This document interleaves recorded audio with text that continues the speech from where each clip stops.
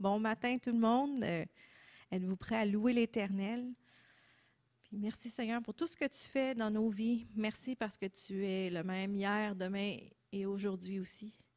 Merci parce que tes plans n'ont pas changé, parce que tes promesses sont toujours oui et amen et que ta parole ne change pas. Ce matin, on veut te louer et t'adorer de tout notre cœur. Amen.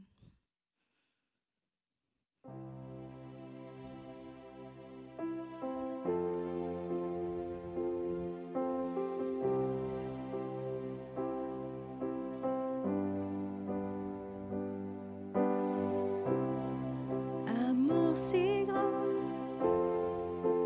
tu m'accueilles, la bonté de ta grâce qui racheta entièrement mon âme par ton sang. Voici la croix d'âge en âge, œuvre qui demeure. Pécheur lavé et délivré, œuvre de ta puissance. Dieu, tu es bon. Dieu, tu es bon. Dieu, tu es bon. Tu es bon pour moi. Voici la croix d'âge en âge, œuvre qui demeure. Pécheur lavé et délivré, œuvre de ta puissance. Dieu, tu es bon. Dieu, tu es bon. Dieu, tu es bon. Tu es bon pour moi. Dieu, tu es bon. Dieu, tu es bon. Dieu, tu es bon. Tu es bon pour moi. Je suis béni, appelé, guéri et comblé. Je suis sauvé en Jésus. Tu m'entoures de faveur, me oins de ta puissance pour la gloire de ton nom. Je suis béni, appelé, guéri et comblé. Je suis sauvé en Jésus. Tu m'entoures de faveur, me oins de ta puissance pour la gloire de ton nom. Si dans ces vies il y a douleur, Dieu, je me souviendrai ce que la croix pourvu pour moi, maintenant et pour toujours. Dieu, tu es bon. Dieu, tu es bon.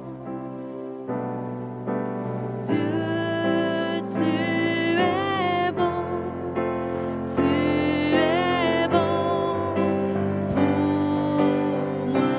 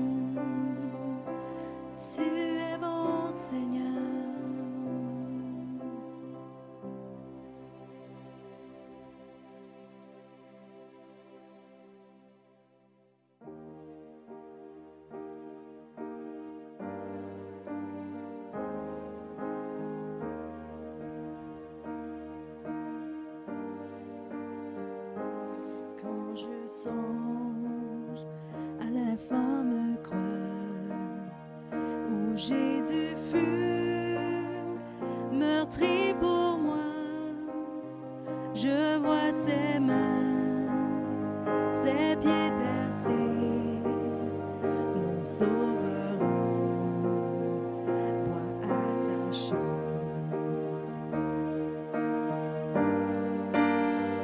Son corps lié de larmes trempées dans le tombeau fut déposé, l'entrée scellée d'une lourde pierre.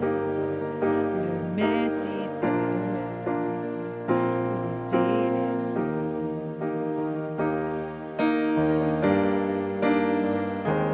Oh, gloire au nom de notre Seigneur, gloire à son nom, à tout jamais. Nous chanterons sans fin tes louanges. Oh, gloire à toi, ô Dieu.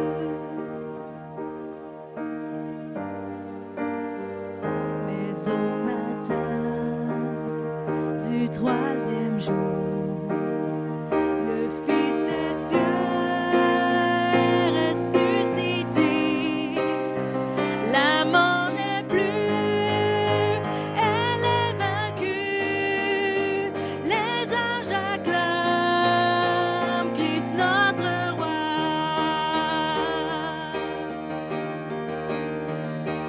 Oh, gloire au nom de notre Seigneur, gloire à son nom, à tout jamais.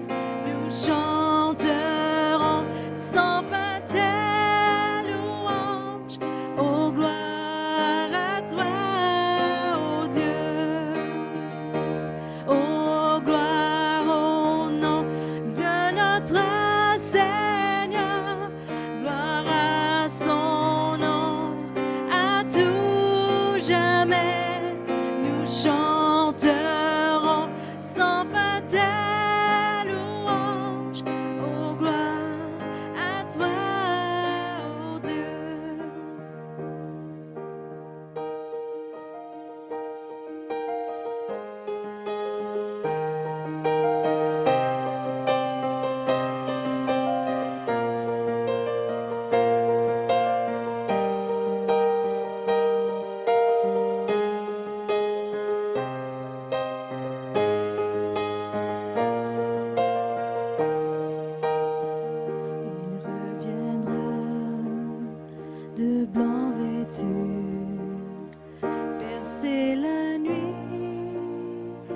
notre Jésus, et je serai parmi les saints, captivé par sa gloire sans fin.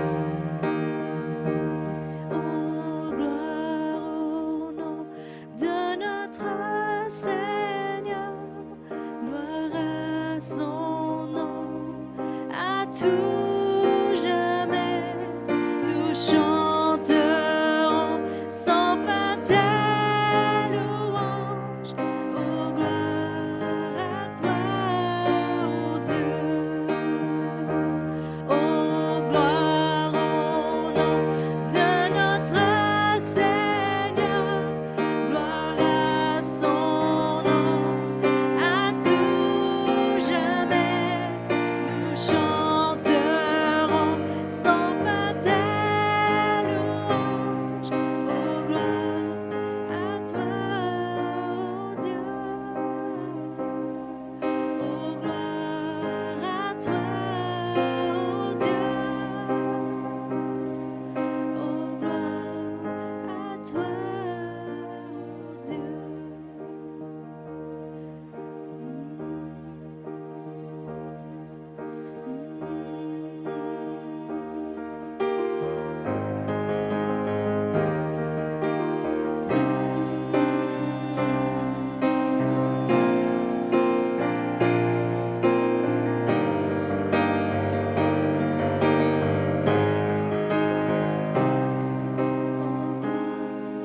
À toi, oh Dieu. Tu es digne, Seigneur, tu règnes à tout jamais, nul n'est comme toi.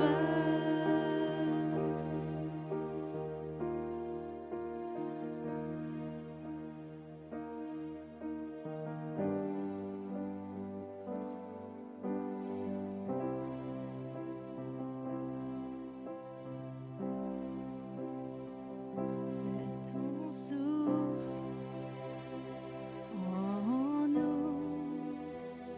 Voici notre louange est ton souffle en nous. Voici notre louange est ton souffle en nous. Voici notre louange est ton souffle en nous. Voici notre louange est ton souffle en nous. Voici notre louange est ton souffle en nous. Voici notre louange pour toi seulement. Dieu, tu es grand.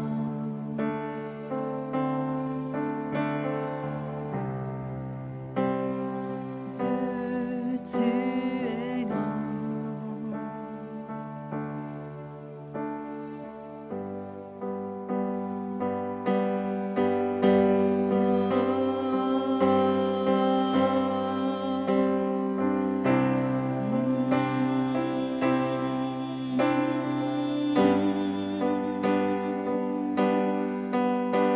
Et toute la terre louera ton nom, nos cœurs s'écrieront, ces eaux chanteront. Dieu, tu es grand. Et toute la terre louera ton nom, nos cœurs chanteront, nos eaux chanteront. Dieu, tu es grand. Et toute la terre louera ton nom, nos cœurs crieront, ces eaux chanteront. Dieu, tu es grand.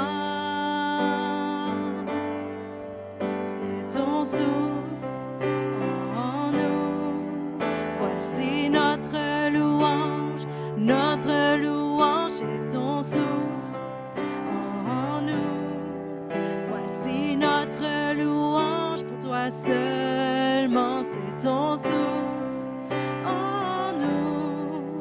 Voici notre louange est ton souffle en nous. Voici notre louange pour toi seulement. Dieu, tu es grand. Oh, Dieu, tu es grand. Et toute la terre louera ton nom. Nos eaux crieront, ces eaux chanteront. Dieu, tu es grand. Et toute la terre louera ton nom. Nos cœurs crieront, ces eaux chanteront. Dieu, tu es grand. Et toute la terre louera ton nom.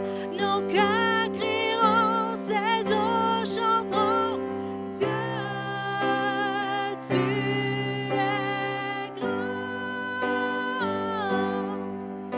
Et toute la terre louera ton nom. Nos cœurs crieront, ces eaux chanteront. Dieu, tu es grand. C'est ton souffle en nous. Voici notre louange est ton souffle en nous. Voici notre louange pour toi seulement, c'est ton souffle en nous.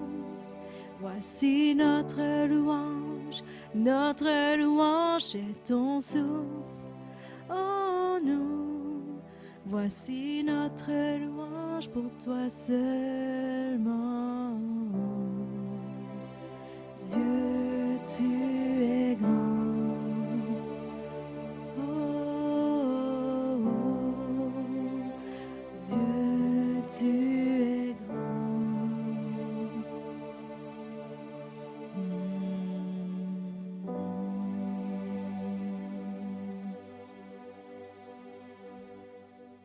Hey, bonjour à tous, bienvenue à ce dimanche 28 février 2021. Alors, je suis content que vous puissiez vous joindre à nous pour cet enregistrement. Merci Lisa pour la louange. Comme j'ai répété la semaine dernière, s'il y a de la louange, c'est parce que c'est important. Donc, si vous avez quelques minutes dans votre horaire pour prendre le temps de louer le Seigneur avec la louange qu'on met avant, c'est super important. Ça change l'atmosphère de toute la maison, de tout l'endroit où est-ce qu'on est. Donc, je vous encourage. La louange, elle est là. Donc, ce matin, je vais commencer par les offrandes. Comme on fait d'habitude, comme on avait dit, ben, je vais commencer par mon verset. Mon verset, je sais que je m'en sers souvent depuis quelques semaines et je l'aime bien. C'est 2 Corinthiens 9,6, mais dans la Bible du Sommeur, qui nous dit ceci. Il nous dit « Rappelez-vous, semence parcimonieuse », bon, c'est un petit peu compliqué comme mot, mais ça dit « maigre récolte, semence généreuse, moisson abondante, que chacun donne ce qu'il aura décidé en son cœur, sans regret ni contrainte, car Dieu aime celui qui donne avec joie. Et il a aussi le pouvoir de vous combler de toutes sortes de bienfaits. Ainsi, vous aurez en tout temps et en toutes choses tout ce dont vous avez besoin, et il vous en restera encore du superflu pour toutes sortes de bonnes œuvres. » Donc, c'est ça qu'on veut. Alors, je vous encourage, continuez à semer abondamment et on va continuer à moissonner abondamment. Et je vous remercie toujours pour votre fidélité et votre générosité. Les manières de semer, vous les connaissez. Virement Interact, CEP-GRMB don à outlook.com ou par enveloppe, comme vous faites d'habitude, ou par chèque ou par comptant. Donc, ça, c'est pour les offrandes de ce matin. Dans les petites annonces, ce matin même, dimanche, le 28, nous avons un Teams pour enfants Mais la semaine prochaine, donc le 7 mars, nous prenons relâche pour les enfants. Donc la semaine prochaine, il n'y aura pas d'école du dimanche par Teams pour le dimanche le 7 mars. Donc, ça va être la semaine de relâche, grosso modo. Par contre, il va y avoir de la jeunesse vendredi soir. Donc, pour ceux qui sont dans la jeunesse, il va y avoir un Teams. Ensuite de ça, dans mes notes, hey, j'ai oublié l'anniversaire à mon père la semaine passée. Donc, je m'excuse. Donc, Louis Campeau, bonne fête. Je ne dirai pas son âge. Bonne fête, M. Louis Campeau. Et cette semaine, nous allons avoir aussi Danny Lamarre. Bonne fête, Danny. Je ne sais pas, ça fait longtemps que je ne l'ai pas vu, mais bonne fête, Danny. Et c'était pour les anniversaires que j'avais pour ce matin. Donc, c'est pas mal ça. Je sais pas rien. Je pense que j'ai rien oublié pour les petites annonces. S'il y a quelque chose, ben, hey, communiquez avec moi, envoyez-moi un courriel, texto, messenger, toutes ces affaires-là qu'on fait dans la semaine.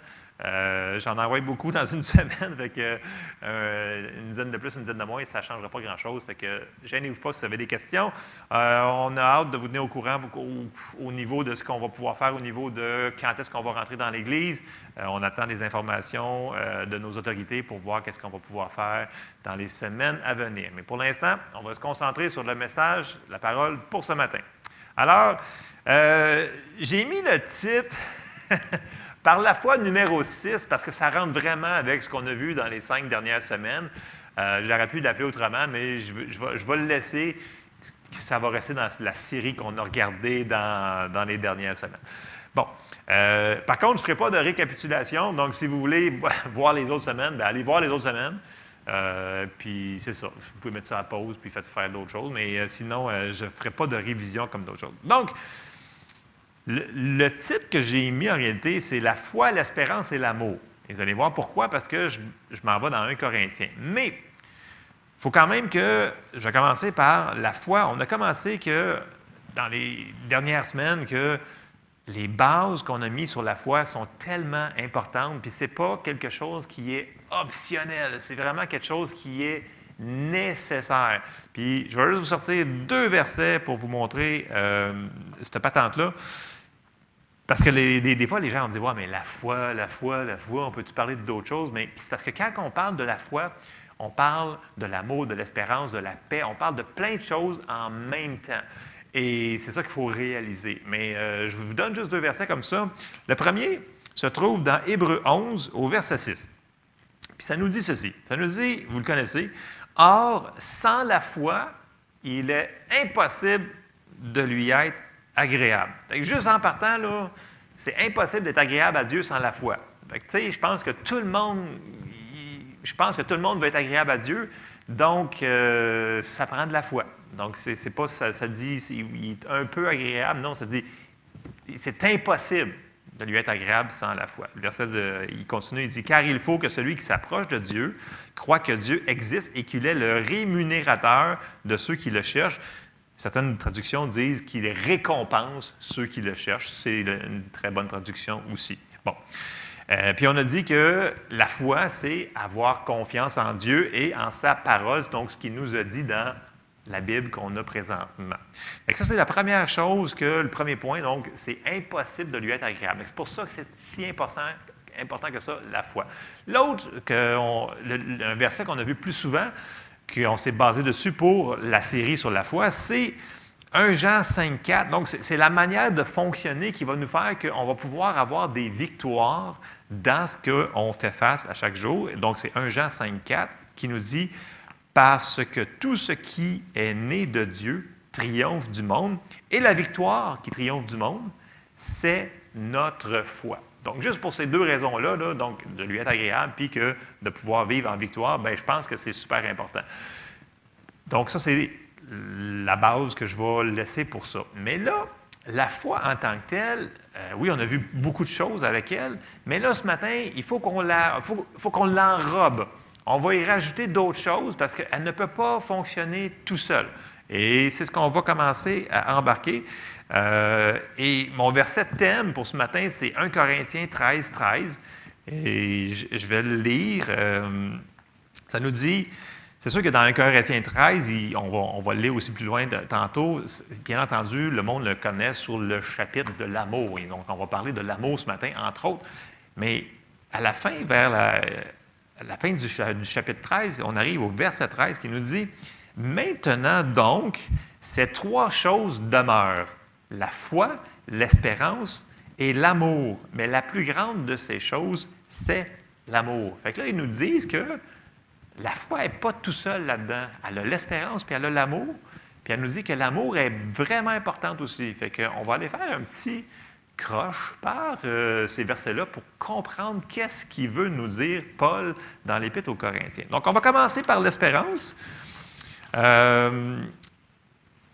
a vu dans Hébreux 11, 1, on va le relire.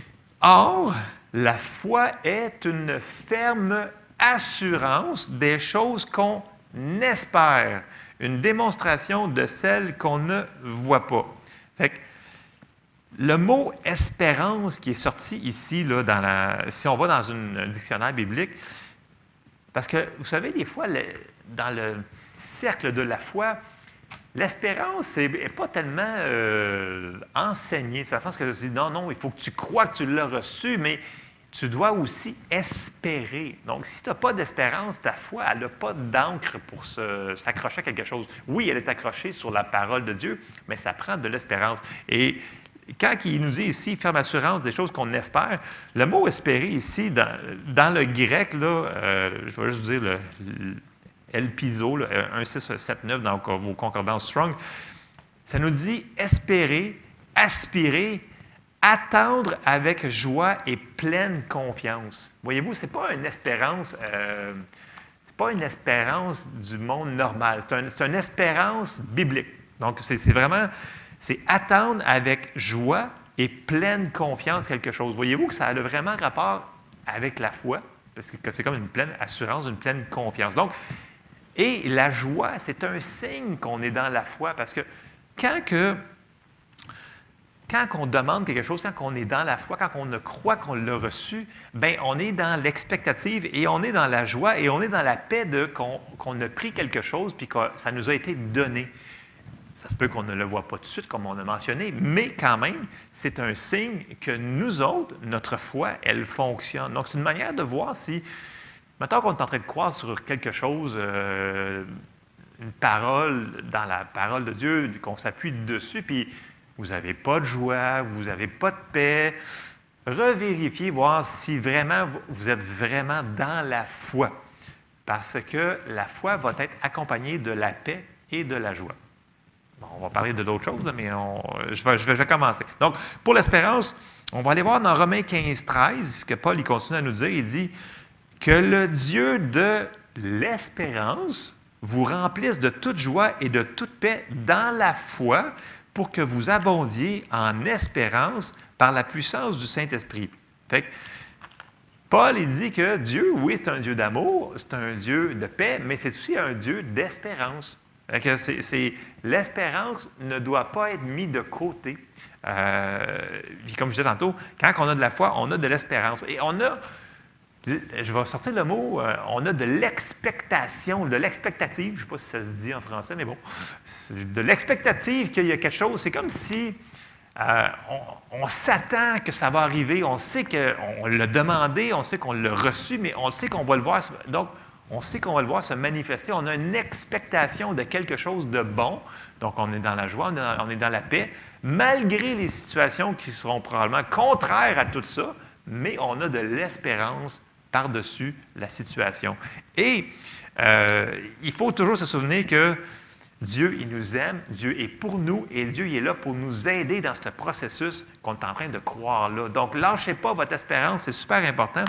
Hébreux 10, au verset 22, il nous dit « Approchons-nous donc avec un cœur sincère, dans la plénitude de la foi, les cœurs purifiés d'une mauvaise conscience et le corps lavé d'une eau pure. Retenons fermement la profession de notre espérance, car celui qui a fait la promesse est fidèle. » Fait qu'il nous dit, écoute, Dieu il est fidèle, il ne te faillira jamais, garde ton espérance. Donc, je vous encourage ce matin, vous avez mis votre foi sur quelque chose, gardez votre espérance que oui, ça va se passer, ça va arriver comme vous l'avez demandé. Et ça, c'est super important. Quand on n'a plus d'espérance, la foi, elle va faiblir. On ne peut pas avoir une foi sans avoir de l'espérance. Donc, l'espérance fait partie intégrale du message de la foi. On ne peut pas l'enlever de là. Fait que les gens disent « Ah, l'espérance, ce n'est pas vraiment la foi biblique. » Non, c'est entièrement biblique, puis ça dit que Dieu est un Dieu d'espérance. Et ça devrait nous faire sourire. Et là, présentement, je vois qu'il n'y a plus beaucoup de gens qui sourient parce que tout le monde écoute trop de nouvelles. Et ça, c'est un autre problème que j'ai déjà adressé. Mais à un moment donné, écoutez, la joie, c'est notre force. Fait que si on n'a plus de joie, on n'a plus de sourire, on n'a plus de paix, il va falloir qu'on commence à se battre, là, puis à sortir là, des choses. Donc, il va falloir aussi, je vais embarquer dedans bientôt, là, faire attention à ce qu'on laisse rentrer. Dans le langage des ordinateurs, ça dit garbage in, garbage out, dans le sens que ce que tu laisses rentrer, bien, il va sortir. Fait que si tu laisses rentrer plein de cochonneries, de choses qui vont te mettre à terre, te déprimer, qui sont déprimantes, bien, ça risque de sortir de toi juste de la déprime. Mais tandis que si tu mets des choses qui sont plus agréables, bien, ça va sortir des choses agréables. Je vais fermer la parenthèse juste à faire là. Bon. Pour protéger notre espérance, parce qu'elle est super importante, notre espérance, parce qu'elle fonctionne avec notre foi, il va falloir que l'on mette nos yeux aux bons endroits. Donc, c'est ça que je voulais dire. Donc, quand on regarde, est-ce qu'on regarde à la situation qui est probablement contraire à ce qu'on est en train de croire, ou on regarde à la promesse que Dieu nous a donnée? Et c'est là qu'on va voir un chrétien qui est rendu plus mature, puis qui est fort, qui s'est nourri de la parole. Je ne dis pas que c'est facile de le faire, mais à force de le répéter, de faire attention de où est-ce qu'on met nos yeux, ça va être plus facile de rester dans l'espérance puis de la protéger. Je vous lis un verset, puis c'est dans Romains, mais ça parle d'Abraham parce qu'Abraham est mentionné comme un exemple de foi dans Hébreu, dans tout plein d'épîtres, parce qu'il l'a fait et il a obtenu la promesse. Donc, je vais juste me rendre dans Romains 4 au verset 17 qui nous dit, il parle d'Abraham, je répète au verset 17, « Je t'ai établi père d'un grand nombre de nations, il est notre père devant celui auquel il a cru, Dieu qui donne la vie aux morts et qui appelle les choses qui ne sont point comme si elles étaient. » Donc là, je fais une parenthèse, j'arrête tout de suite. Qui appelle les choses qui ne sont point comme si elles étaient. Et non, il nie les circonstances. Non, non. Il déclare sa parole par-dessus, puis c'est ça qui va se passer. Donc, ce que Dieu déclare, c'est ce qui va arriver. Donc, on ne nie pas les circonstances, on met la parole de Dieu par-dessus. Ça, on en a parlé souvent. On continue, verset 18. Qu'est-ce qu'a fait Abraham? Verset 18. Espérant. Il a espéré. Puis ça dit qu'il a espéré contre toute espérance. Donc, dans son cas, à lui, là, ce qu'il regardait avec ses yeux, s'il regardait dans le naturel, il avait zéro espérance. Mais il a quand même espéré. Il a espéré et il crut en sorte qu'il devint père d'un grand nombre de nations, selon ce qui lui avait été dit, telle sera ta postérité. Et sans faiblir dans la foi, il ne considéra point que son corps était déjà usé, puisqu'il avait près de 100 ans, et que Sarah n'était plus en état d'avoir des enfants. Abraham, il a décidé de mettre ses yeux sur la promesse que Dieu lui avait faite versus sur la situation qui nous dit sans espérance. Fait que, si dans votre situation que vous vivez présentement, vous me dites « Hey, c'est impossible, c'est sans espérance », parfait, vous êtes un candidat pour que le Seigneur puisse agir et faire un miracle. C'est ce que la Bible nous enseigne.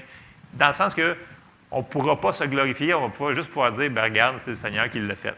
Mais nous ne devons pas laisser aller notre espérance. Donc, je vous encourage, gardez espoir. Dieu est fidèle, Dieu est bon, Dieu nous aime, Dieu est avec nous. Amen. C'est pas ça qu'il y a plein de monde ce matin qui dit Amen, mais là, j'en ai une avec moi qui dit Amen. Amen. Fait qu'il faut garder nos yeux. Et on avait vu dans Philippiens que l'espérance, la joie, la paix vont ensemble. Et c'est important, c'est vraiment important ce qu'on met devant nos yeux à chaque jour. Fait que, comme je vous dis, là, arrêtez d'écouter des niaiseries. Là. Je suis tanné, là. Sérieusement, là, moi, là, je ne sais pas combien de vidéos que des gens m'envoient par Messenger dans une semaine sur la fin des temps, la fin du gouvernement mondial, qu'on va mourir avec le vaccin. Écoutez, arrêtez. Ce n'est pas la fin du monde. Ce n'est qu'un épisode parmi ça, là, OK? Fait qu'à un moment donné, là, si ça vous met à terre, mettez ça off. Moi, je vous dis tout de suite, là, je les écoute même plus parce que c'est trop déprimant et je n'ai pas cette force-là de me sortir de cette déprime-là, de regarder ces choses-là. Donc, avis à tous qui écoutaient trop de... Tu sais, on a beau être confiné, mais on peut écouter quand même d'autres choses que des choses déprimantes. En tout cas, ça, c'est mon avis. Et c'est en ligne avec Philippiens, de ce que je vais lire. Alors, on s'en va tout de suite dans Philippiens 4, avant que je dise des niaiseries, que je me fasse chicaner par après, et que j'ai des courriels trop bizarres à remplir par après. Philippiens 4, au verset 7, nous dit... Et la paix de Dieu, qui surpasse toute intelligence, gardera vos cœurs et vos pensées en Jésus-Christ. Au reste, frères, que tout ce qui est vrai, que tout ce qui est honorable, que tout ce qui est juste, que tout ce qui est pur, que tout ce qui est aimable, que tout ce qui mérite l'approbation, ce qui est vertueux et digne de louange, soit l'objet de vos pensées. Ce que vous avez appris, reçu et entendu de moi, ce que vous avez vu en moi, pratiquez-le, et le Dieu de paix sera avec vous. La paix va être avec nous quand on va mettre les choses devant nos yeux, dans nos oreilles, tout ce qui va être, ce qui va rentrer dans nos cœurs, ce qui va être en ligne avec la parole de Dieu. Donc, ce qui est bon, pur et aimable. Si on fait juste remplir nos yeux et nos oreilles de cochonneries, bien, ça ne nous amènera pas dans la paix. Dieu ne pourra pas confirmer ça. Il faut absolument protéger notre espérance. Il faut protéger notre joie. La joie, c'est notre force. Il faut protéger notre paix. Amen. Fait que ça, c'est pour l'espérance. Je vais fermer la parenthèse, mais on va quand même la mettre en capsule. Donc, je répète un matin, c'est la foi, l'espérance et l'amour. Et là, on va aller dans l'amour. Et premièrement, l'amour, la définition, bien, on va retourner dans 1 Corinthiens 13. Et on va le condenser, on va le commencer au chapitre 4. Puis, ça nous dit, l'amour est patiente, elle est pleine de bonté. L'amour n'est point envieuse. L'amour ne se vante point, elle ne s'enfle point d'orgueil. Elle ne fait rien de malhonnête, elle ne cherche point son intérêt, elle ne s'irrite point, elle ne soupçonne point le mal, elle ne se réjouit point de l'injustice, mais elle se réjouit de la vérité. Elle excuse tout, elle croit tout, elle espère tout et elle supporte tout. L'amour ne périt jamais. Les prophéties prendront fin, les langues cesseront, la connaissance disparaîtra. J'arrête là. L'amour ne périt jamais. Ici, l'amour ne périt jamais, là, devrait être traduit dans les nouvelles traductions, c'est l'amour ne faillit jamais qui est écrit. Parce que le mot ek picto qui est écrit ici, là, c'est vraiment traduit, c'est l'amour ne faillit jamais. Donc, l'amour ne peut pas perdre. C'est ça que ça nous dit. Elle ne peut pas échouer, selon le dictionnaire. Et là, ça nous amène que Dieu est amour. Donc, Dieu ne peut pas faillir. Puis, la parole de Dieu, c'est Dieu. Donc, la parole ne peut pas faillir non plus. Et là, on va embarquer dans les versets. On va lire 1 Jean 4, verset 7. Ça nous dit, « Bien-aimés, aimons-nous les uns les autres, car l'amour est de Dieu. Et quiconque aime est né de Dieu et connaît Dieu. Celui qui n'aime pas n'a pas connu Dieu, car Dieu est amour. » Ce n'est pas marqué « car Dieu a de l'amour ». Oui, il y a de l'amour, mais il est plus que ça. Dieu est amour. OK? Verset 9. « L'amour de Dieu a été manifesté envers nous en ce que Dieu a envoyé son Fils unique dans le monde afin que nous vivions par lui. » Et là, on arrête ça là. Dieu est amour. Donc, quand on met l'amour dans une situation, on vient d'embarquer Dieu dans la situation, parce que Dieu est amour.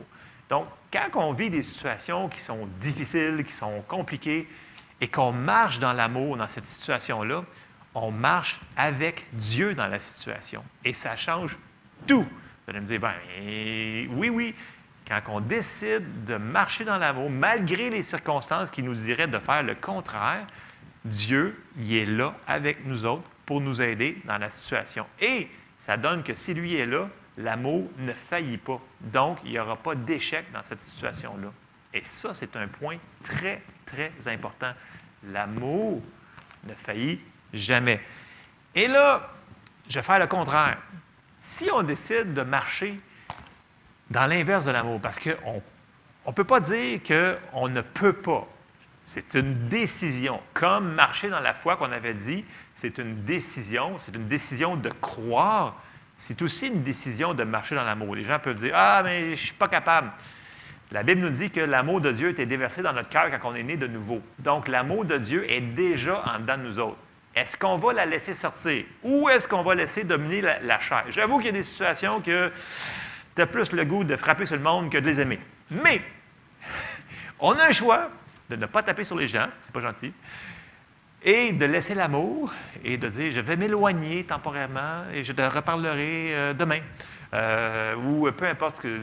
Il faut désamorcer la situation parce qu'on va arriver dans complètement l'opposé et là, on va rentrer dans le domaine qui est expliqué dans Jacques en réalité, c'est l'inverse. Là, on va rentrer dans le domaine où est-ce que ce n'est pas Dieu qui va être là, ça va être Satan, ça va être l'ennemi qui va être en présence. Oui, on va le lire, vous allez voir. Jacques, chapitre 3, verset 14, qui nous dit « Mais si vous avez dans votre cœur un zèle amer et un esprit de dispute, ne vous glorifiez pas et ne mentez pas contre la vérité. Cette sagesse n'est point celle qui vient d'en haut, mais elle est terrestre, charnelle, diabolique. » Okay? Donc, la dispute égale diabolique. Donc, la chicane, diabolique. Car là où il y a un zèle amer et un esprit de dispute, il y a du désordre et toutes sortes de mauvaises actions. Avez-vous déjà remarqué quand il y a une chicane au travail, à la maison, peu importe, à l'épicerie, parce que tu es arrivé avant le panier de l'autre, peu importe. Il y a une atmosphère, il y a une lourdeur, il y a quelque chose, parce qu'il y a de la chicane. Puis la chicane, la dispute, c'est la présence de l'ennemi qui essaie de faire des choses. Et dans ces situations-là, si vous ne désamorcez pas la situation, c'est comme si des fois les gens ils font des choses complètement irrationnelles, puis là, après ça, ils disent hey, « je ne comprends pas comment c'est que j'ai fait ça. » Oui, mais c'est parce que c'est plus la présence de Dieu qui est là. C'est une autre présence qu'on ne veut pas qu'il soit là, qui va nous influencer à faire des choses qui ne sont vraiment pas gentilles, que je vais utiliser le terme. Donc, c'est complètement l'inverse que de marcher dans l'amour. Et ça, nous devons le pratiquer partout. Donc, à la maison, c'est un des premiers endroits que ça devrait être pratiqué. Quand il y a de la chicane, nous devons faire à tout prix pour qu'il n'y en ait pas de chicane. Parce qu'on enlève Dieu de l'équation de venir nous aider. Donc, on devrait trouver des manières de gérer ces choses-là, puis d'arrêter de...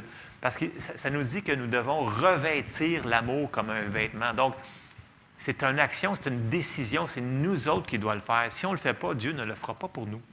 Donc, on ne peut pas dire « Ah, mais c'est la volonté de Dieu, j'ai mon tempérament comme ça, je suis bouillant. » Puis l'autre, il nous dit « Non, moi, j'ai moins de misère parce que tu es phlegmatique. » Non, c'est qu'il y en a un qui laisse la chair dominer par-dessus son esprit, c'est tout. C'est une décision. Puis plus qu'on cède à la colère, à la tentation, mais plus que c'est encore facile de céder à la colère. C'est comme un cercle, c'est une boucle. Si on commence à résister, bien, ça va venir moins automatique. Donc, ça va être plus facile de résister et de résister. Donc, c'est comme faire de l'exercice. Plus que tu en fais, plus que c'est facile. Bien, c'est un peu la même chose là-dedans. Et ça, c'est super, super, super important. Puis, souvenez-vous que Jacques 4, 7 nous avait dit « Soumettez-vous donc à Dieu. » Donc, faites donc ce que Dieu vous a demandé. Puis, résistez au diable et il fuira loin de vous. Donc, c'est nous autres, il va falloir qu'il fasse cette chose-là. Donc, nous devons résister aux querelles, aux disputes, à toutes les choses qui vont être contraires à l'amour. Puis comme je l'ai dit tantôt, c'est vraiment une décision. Vous ne pouvez pas dire « je ne peux pas ». C'est sûr qu'au début, la personne qui se reprend, qui commence à marcher dans l'amour va dire « OK, c'est quand même un défi. » Oui, c'est un défi, mais à force de le pratiquer, de vouloir le faire, puis demandez à Dieu « Aide-moi, Seigneur, avec mon tempérament. » Et il va vous aider. Il va m'aider. Donc, c'est une question de vouloir faire ce que la parole de Dieu nous enseigne. Amen? Donc, l'amour, c'est super important. Et j'ai sorti Jean 13 au verset 34 parce que Jésus nous avait dit que ce n'était pas optionnel. c'était vraiment obligatoire. Puis c'est obligatoire parce que Jean 13, au verset 34, il nous dit « Je vous donne un commandement nouveau ». Il n'a pas dit « Je vous donne une suggestion, essayez de faire ça ». Non, il dit « Je vous donne un commandement nouveau, aimez-vous les uns les autres. Comme je vous ai aimé, vous aussi, aimez-vous les uns les autres. À ceci, tous connaîtront que vous êtes mes disciples si vous avez de l'amour les uns pour les autres. » Donc, c'est un commandement. C'est pas une suggestion, c'est pas si essaye-les si ça te tente, si tu vois que c'est concluant dans cette situation-là. C'est comme, non, c'est fais-les. Donc, c'est un commandement. Donc, on a le choix d'obéir ou de ne pas obéir. Donc, je vous encourage, s'il vous plaît, faites-le. Puis là, vous allez me dire, ouais, mais pourquoi que l'amour est si important que ça? Bien, parce qu'on a vu tous les exemples tantôt, mais elle va complètement influencer notre foi. S'il n'y a pas d'amour, s'il n'y a pas d'espérance, bien, la foi ne fonctionnera probablement pas. Parce qu'on va aller dans Galates 5 et au verset 6. Et écoutez bien ça, c'est très important ce qu'on va mentionner ici. Galates 5, 6 nous dit « Car en Jésus-Christ, ni la circoncision ni l'incirconcision n'a de la valeur, mais la foi qui est agissante par l'amour. » Fait que là, il nous dit par la foi qui est agissante par l'amour. Fait que la foi agit par l'amour. Mais là, dans le français que c'est phrasé, c'est comme pas facile à comprendre ce que l'apôtre Paul il voulait nous dire. Ici, le mot agissante, là, c'est le mot dans le grec énergéo. Énergéo, ça vient du mot qu'on tire, notre mot en français, énergie. Pas compliqué. Énergéo, énergie. Fait que, si on lit là, littéralement, la foi qui est énergisée par l'amour. Donc, la foi, elle fonctionne par l'amour. Donc, son énergie vient de l'amour. Si elle n'a pas l'amour, elle n'a pas d'énergie. C'est le mot pile utilisé. Sortez votre concordance, 1754, énergéo, c'est le mot énergie. Donc, c'est la même chose comme si je vous comparais, votre cellulaire fonctionne par batterie. Votre voiture, bien, elle peut fonctionner à la batterie aussi, elle peut fonctionner à l'essence, mais si vous ne la remplissez pas, si vous ne la rechargez pas, elle ne fonctionnera pas. Et c'est la même chose pour notre foi. Puis là, les gens, souvent, ils vont dire hey, « Écoute, j'ai cité 14 000 versets, mais ils ne marchent pas dans l'amour. Leur foi est vraiment handicapée. Parce que selon la parole, elle n'a pas d'énergie, elle n'a pas de puissance. Donc, ça, c'est très, très, très important. Donc, on revient à la foi. On avait vu que la foi, sans les actions correspondantes, c'était mort. Donc, il faut qu'on mette la parole en pratique. Donc, la foi, si on ne met pas l'amour, on ne décide pas de marcher dans l'amour, on va être vraiment handicapé. Fait que là, on avait commencé la semaine passée à regarder qu'est-ce qui pourrait peut-être nuire à notre foi. Bien oui, il y avait différentes choses, mais l'amour va être une des clés qui pourrait peut-être dire qu'il y a un délai dans la manifestation de ce qu'on est en train de croire. Là. Puis comme j'avais dit l'autre fois, ne cherchez pas les bébites. Là. Si le Seigneur vous révèle rien, que vous n'avez rien fait, ne cherchez pas. Continuez à croire, laissez votre espérance puis votre foi à on et vous allez le voir se manifester. Mais si le Seigneur, il gratte dans votre cœur et il dit, écoute, tu pourrais peut-être changer telle affaire, tu pourrais peut-être demander pardon à telle personne, faites-le. Faites-le. Vous n'avez rien à perdre. Bien oui, vous avez tout à perdre. Dans le sens que si vous ne le faites pas, vous allez perdre tout. Fait que faites-le. Puis, comme j'avais dit tantôt, vu que ce n'est pas optionnel, c'est un commandement. On n'a pas le choix. Bien, on n'a pas le choix. On a le choix de ne pas le faire. Puis on a le choix de le faire. Fait qu'on a le choix d'avoir le résultat ou de ne pas avoir de résultat. Fait que je pense que dans la plupart des situations qu'on vit, ça serait le fun d'avoir des résultats. Fait que moi, je vous encourage, faites-le. Amen. Ça fait que le matin, on aurait pu l'appeler « Faites-le ». Ça aurait pu être un autre titre sur le message. Et là, je continue, je m'en vais dans Matthieu 5, au verset 44. Et là, Jésus, il dit « Mais moi, je vous dis, aimez vos ennemis, bénissez ceux qui vous maudissent, faites du bien à ceux qui vous haïssent, et priez pour ceux qui vous maltraitent et qui vous persécutent. » Oh boy. Verset 45. « Afin que vous soyez fils de votre Père qui est dans les cieux, car il fait lever son soleil sur les méchants et sur les bons, et il fait pleuvoir sur les justes et sur les injustes. » Si Dieu nous demande de le faire, c'est parce qu'on est capable aussi de le faire.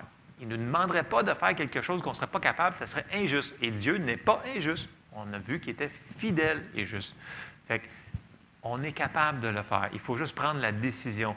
Et là, j'amène ce passage-là parce que quand que quelqu'un nous a fait de la peine ou nous a fait du tort ou peu importe, des fois, c'est dur de pardonner, mais nous devons pardonner si nous devons continuer à avancer, à marcher, puis marcher dans l'amour. Et la clé qu'il nous donne, Jésus, ici, c'est qu'il nous dit, priez pour vos ennemis et regardez bien ce qui va arriver quand vous priez pour quelqu'un qui vous a fait du tort. Ça va vous libérer vous-même. C'est la meilleure manière. Quelqu'un qui me dit, « Ah, je ne suis pas capable de lui pardonner ce partenaire. » Je vais lui dire, « As-tu prié pour elle? » La première réaction, c'est comme les deux gros yeux, comme, « Pourquoi je prierais pour elle? Elle me fait de la peine. » Non, non, tu ne comprends pas. Fais-le pas pour elle. Fais-le pour toi. Ça va te libérer. C'est la clé. C'est la meilleure manière que je vois dans la Bible qui est marquée pour pardonner à quelqu'un, prier pour la personne. OK? Bon, de toute façon, il faut prier les uns pour les autres, mais ce n'est pas parce qu'une personne vous a fait du tort que, au contraire, ça dit prier même pour vos ennemis. Mais si vous voulez vraiment vous en sortir là, de l'offense puis du pardon, là, priez pour cette personne-là. Vous allez voir, c'est miraculeux. La parole, elle fonctionne. Je vais terminer la parenthèse. Bon. Puis, ce qu'il nous dit aussi, c'est que, tantôt, on a vu que Jésus nous avait dit qu'on va être reconnu par notre amour. Ça, c'est une autre affaire. On devrait être reconnu par notre amour. On devrait aussi être reconnu par notre joie, notre paix. Vous savez, il y a des gens qui sont vraiment le fun d'être autour d'eux autres. Tu sais, c'est le fun. Ils ne sont pas drainants. Je vais utiliser le mot drainant. Puis il y a d'autres personnes, là, ah boy, que c'est pénible. Ils sont toujours en train de chialer, ils sont toujours en train de se plaindre, ils sont toujours en train de... Il y a un problème partout. Au lieu de voir le bon côté de la médaille, tu sais, des fois, ces gens-là, sans le vouloir, ils sont dans nos vies, mais des fois, il faudrait peut-être limiter les contacts. Ça revient à... Puis ça, demander de la sagesse à Dieu, c'est pas pour être méchant, mais il y a des personnes qui ne veulent pas faire ce que la parole de Dieu dit, ils ne veulent pas écouter, ils ne veulent pas marcher dans l'amour, ils ne veulent pas faire les choses comme la parole de Dieu nous dit. Puis, s'ils sont proches de nous, bien, à un moment donné, il faut juste leur dire, bien, écoute, j'ai peut-être plus le temps. Parce que ces choses-là vont venir nous voler ce qui est à nous autres. Puis, c'est super important parce que l'ennemi, il est subtil. Il va utiliser les portes d'entrée qu'il peut. Mais si tu coupes toutes les portes d'entrée, il ne peut plus rentrer à un moment donné. Parce que dans la Bible, ça nous dit qu'il cherche qui il peut dévorer. Dans le sens qu'il ne peut pas dévorer tout le monde. Dans le sens que si tu laisses de l'espace, parce que tout le monde qui est autour de toi, c'est tout du monde négatif qui ne veut rien faire de ce que la parole de Dieu nous dit de mettre en pratique, bien, il faudrait que tu changes peut-être ton cercle d'influence autour de toi. Quand tu es au travail, tu ne peux pas changer tes compagnons de travail, ces choses-là, c'est différent. Le Seigneur va te donner la paix et la grâce pour passer au travail. Mais si tu peux éviter certaines choses, du gros bon sens, de la sagesse, de l'intelligence normale ce matin, c'est tout ce que je fais sur cette parenthèse-là. Et je vais passer à mon autre point. Jésus nous avait, dans les évangiles, je vais embarquer dans la prière pour faire un croche parce que je m'en vais vers ma finale pour finir cet enseignement-là. Ses disciples avaient demandé à Jésus, il dit, « Seigneur, montre-nous comment prier. » Bon, puis là, tout le monde connaît le Notre Père. Parce que le monde dit, « Ah, le Notre Père, c'est une prière pour les catholiques, etc. » Non, non, non, non, non, non, non, non, attendez, oh, minute. Jésus leur a enseigné comment prier. Et moi, je l'ai sorti dans la Nouvelle Seconde révisée. Puis tu sais, en passant, il ne ferait pas une version révisée si la première était parfaite. Puis celle-là qui est révisée n'est pas parfaite non plus. Fait que je vais juste le lire et puis on va comprendre. Je vais faire quelques petites parenthèses. Fait que là, Jésus, il leur montre comment prier. Il dit, Matthieu 6 au verset 9, il dit, c'est sûr que vous autres, vous allez l'avoir dans la Louis II standard, mais vous allez voir ce que je vais changer comme mot dans la seconde révisée. Ça nous dit, voici donc comment vous devez prier. Parce que la prière a rapport à l'amour, ce qu'on est dedans. Vous allez voir où est-ce que je m'en vais. Il dit, « Notre Père qui es aux cieux, que ton nom soit sanctifié. Que ton règne vienne, que ta volonté soit faite sur la terre comme au ciel. » Donc, la première chose qu'on peut voir, c'est qu'il nous dit de prier que la volonté de Dieu soit faite sur la terre comme elle est au ciel. Puis comme on avait dit l'autre fois, j'en avais parlé, au ciel, il n'y a pas de maladie, il n'y a pas de chômage, il n'y a rien de ça. Donc, Jésus nous avait dit que sa volonté qui est parfaite au ciel soit faite aussi sur la terre. Donc, c'est ça qu'on doit prier. Après ça, donne-nous aujourd'hui notre pain quotidien. Pardonne-nous nos offenses comme nous pardonnons aussi à ceux qui nous ont offensés. Verset 13.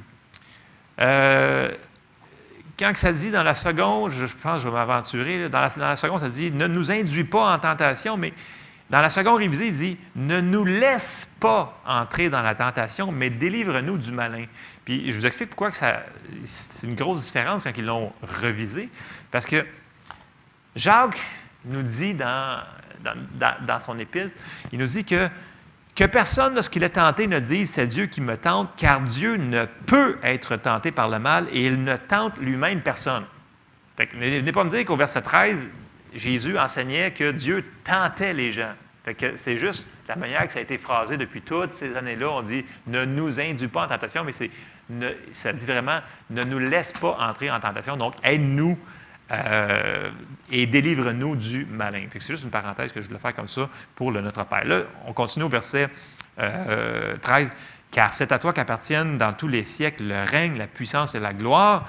Si vous pardonnez aux hommes leurs fautes, votre Père céleste vous pardonnera aussi. Mais si vous ne pardonnez pas aux hommes, votre Père ne vous pardonnera pas non plus vos fautes. » Et là, il vient d'enseigner sur comment prier. Et tout de suite, en finissant la prière, il dit « Pardonnez ». Dans le sens que si vous avez quelque chose, pardonnez afin que votre Père vous pardonne aussi. Et c'est la même chose que Jésus a enseigné quand il a enseigné sur la prière de la foi. Donc, on va tout de suite avancer dans Marc 11, au verset 23. Et là, souvenez-vous en contexte, Jésus il explique qu'il il avait parlé au figuier, puis là, il explique sur la puissance de nos paroles et il va embarquer sur la prière de la foi. Donc, on commence Marc 11 au verset 23 qui dit « Je vous le dis en vérité, si quelqu'un dit à cette montagne, ôte-toi de là et jette-toi dans la mer, et s'il ne doute point en son cœur, mais quoi que ce qu'il dit arrive, il le verra s'accomplir. C'est pourquoi je vous dis, tout ce que vous demanderez en priant, croyez que vous l'avez reçu et vous le verrez s'accomplir. » On a vu que le mot ici, « reçu », c'est le mot qui est traduit quasiment partout ailleurs dans la Bible pour prendre. Donc, croyez que vous l'avez pris et vous le verrez s'accomplir. Donc, c'est le même mot qui est traduit ailleurs pour prendre. Là, ils ont mis croyez que vous l'avez reçu, mais croyez qu'on l'a pris.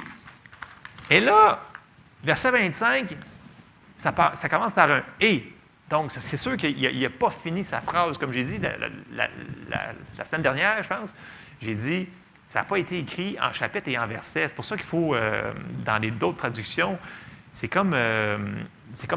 écrit comme paragraphe par paragraphe. C'est qu'il y a comme genre 5-6 versets, des fois 2 versets ensemble, parce que c'était la phrase que l'auteur était en train de dire. Puis là, Jésus, il continue. « Et lorsque vous êtes debout en faisant votre prière, si vous avez quelque chose contre quelqu'un, pardonnez, afin que votre Père qui est dans les cieux vous pardonne aussi vos offenses. Mais si vous ne pardonnez pas, votre Père qui est dans les cieux ne vous pardonnera pas non plus vos offenses. » Voyez-vous le rapport? Fait que Jésus nous parle de la prière de la foi, puis là, tout de suite, il fait le « et », pardonner.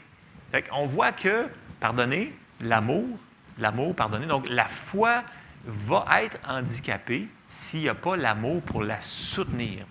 OK? Donc, c'est super important.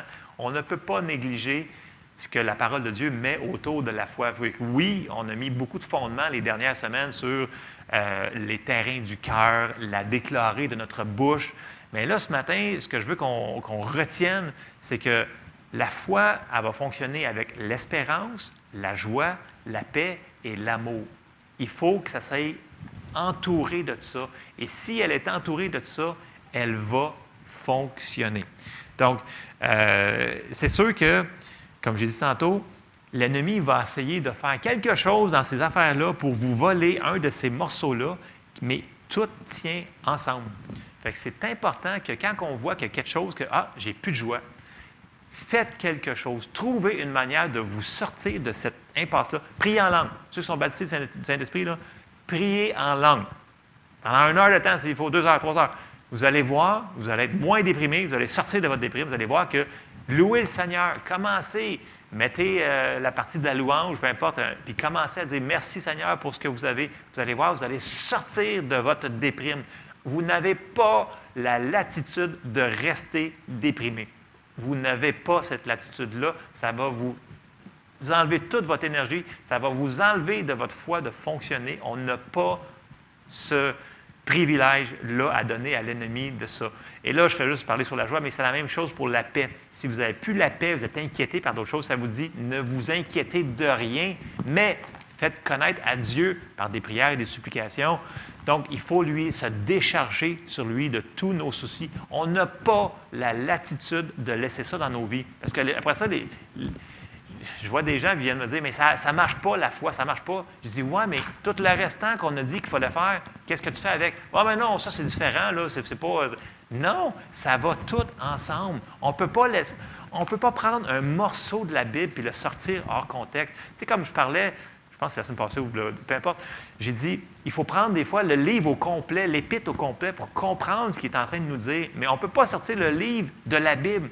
Donc, il faut prendre tout le contexte et le mettre en pratique. Pas juste le verset sur lequel on pense. Oui, il faut se tenir sur des versets, mais il faut mettre des choses en contexte. Bon. Hey, moi, un matin, s'il y aurait du monde, là, je te presserais ça dans ce châle-là. Mais bon, ce matin, pour finir ce message-là, je vous exhorte de rajouter à votre foi, oui, la persévérance et la patience, parce que c'est comme ça qu'on obtient les promesses, mais rajoutez donc aussi votre espérance. Lâchez pas votre espérance. Rajoutez de la paix, rajoutez de la joie et rajoutez de l'amour. Donc, c'est le message qui brûlait dans mon cœur ce matin, c'est qu'il faut rajouter ces choses-là pour que notre foi fonctionne à son plein potentiel. Amen. Donc, soyez bénis, je vous encourage, mettez ces principes de base-là en pratique dans votre vie et vous allez voir, il va y avoir des miracles que Dieu va pouvoir agir dans toutes nos vies. Amen. Donc, on se voit pour une autre capsule la semaine prochaine. Amen.